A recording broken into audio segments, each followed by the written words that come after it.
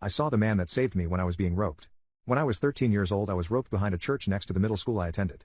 I had a couple friends I hung out with and they persuaded me to skip class with them. We were caught and got separated when we ran.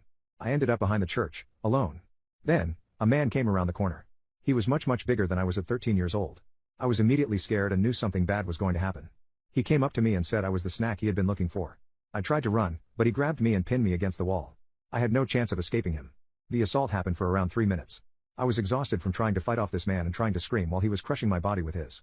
I remember another man jumping on my attacker and just beating the poop out of him. I didn't see him coming. I was naked, crying, dirty, I didn't know what to do. The man who saved me ended up knocking out my attacker. He gave me a blanket and comforted me as best he could until the police arrived. The next couple years of my life were just a blur of depression. The man was arrested, my family moved us away from the area and we never told anyone besides my immediate family. It has been 8 years since this happened. Today I went to McDonald's and got handed my food by a man. As soon as I looked into his eyes I recognized him but couldn't tell where I knew him from. He smiled at me and said, "You don't remember me, huh?" I laughed awkwardly and said, "Remind me." All he said was the name of that church and every single memory that I had been trying so hard to forget came flooding back. I looked at him again and started sobbing. It was such an insane situation. I was sobbing in the McDonald's drive-thru.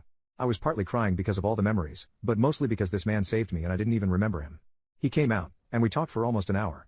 Just about life. He told me that his fiancée is pregnant with their first baby and they're expecting a baby girl. He's doing well. I feel like a huge weight has been lifted off my shoulders. I've thought about him through the years and I've always wondered where he was, how he was. Today I finally got my peace.